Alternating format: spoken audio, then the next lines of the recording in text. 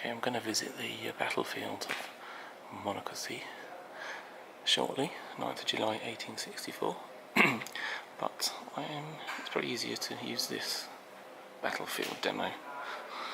I'll try and track the battle from here. It is July 1864, the 4th year of the Civil War, and the Northern grip has tightened on the Confederacy.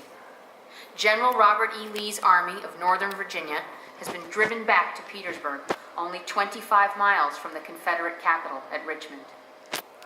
He is surrounded by hardened Union forces that outnumber him 2 to 1, and bolstering the Federal ranks are men brought down from Washington.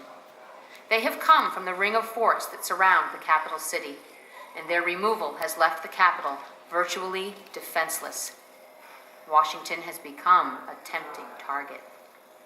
General Lee ordered a corps to secure the Shenandoah Valley and, if events allow it, cross the Potomac River and threaten or capture Washington from the north. Verbal orders go to Lee's boldest field commander, Confederate General Jubal Early, who secures the valley.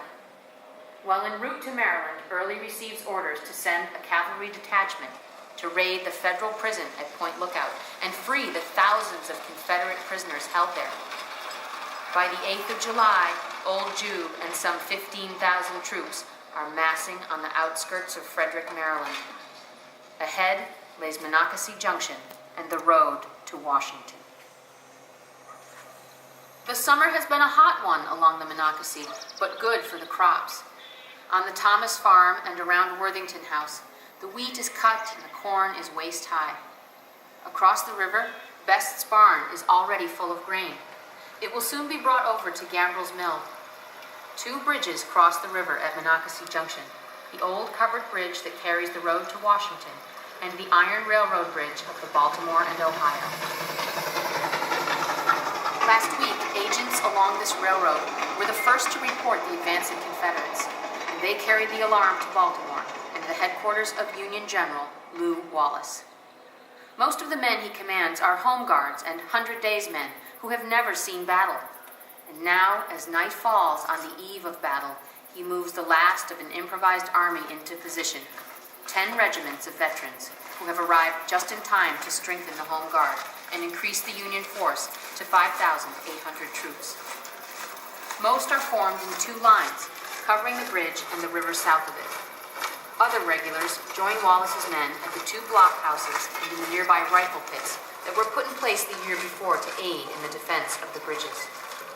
The defense line running northward is mostly home guards and 100 Days men. Out in front of the junction is a line of skirmishers. The Federals have only a single battery of 6 cannons, along with the 24-pounder howitzer mounted near the blockhouse east of the railroad bridge. 4 a.m. The last troops are in place, and by now, Wallace knows the odds are against him, but he's made up his mind to fight. Hopeful to delay the enemy and give time for Union troops to reinforce Washington from Petersburg.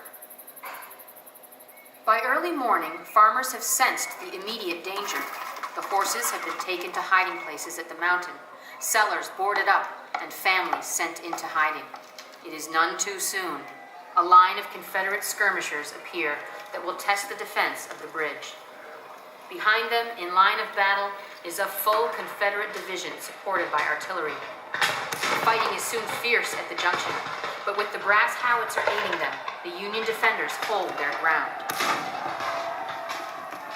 They counter the probing attacks so well that Confederate General Early abandons his attempts at a frontal assault. An alternate means is found when cavalry troops locate a crossing south of the junction. They will instead flank the enemy. Meanwhile, Confederate sharpshooters are put in Best's barn to pick away at the Federals as more Confederate artillery is brought to bear. The Union gunners return fire and set the barn ablaze. At Worthington Ford, the Confederates push through a few Union defenders, splash across the river, dismount, and form for attack. To meet the threat, the Union brigades shift to the left on the Thomas farm, and a line of skirmishers are advanced to the wooden fence that separates the farms. They wait there behind the fence as the unsuspecting Confederates come quick-stepping through the cornfield. The skirmishers pour a withering fire into the rebel troops, shattering the first Confederate attack. To prevent an attack on their right flank, Union troops torch the wooden bridge. A lull then fell over the battlefield. Time to treat the wounded at Gambril's Mill and wait for another Confederate thrust. This time the cavalrymen attack on a broader front and feel for the Federal left flank. The lines close to point-blank range. Fighting becomes hand-to-hand. The Federals are pushed back behind Thomas House. But reserves are rushed in to counterattack, and they overwhelm the Confederates, driving them back a second time. With little time to rest, the Confederate main thrust came. A full division out of Frederick, crossing the river and forming up. The Confederate attack would be in 3 echelons. The first was to turn the Federal left flank, the second to smash through the middle of the line, and following it would be the third, sweeping up along the river to the bridges. The battle was brief and fierce, and hundreds fell in the assault. Thomas House was lost, as the Federal lines weakened and fell back. Across the river at the junction, the Confederates drove through to the blockhouse, forcing the defenders into a desperate escape across the railroad bridge under fire.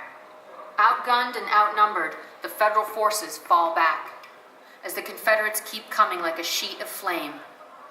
And then it was over, as the Federals retreat past Gambril's Mill, north along the river to Baltimore. They held as long as they could, and it was long enough. As darkness falls, Jubal Early's army encamps on the field, badly mauled and too late to press on.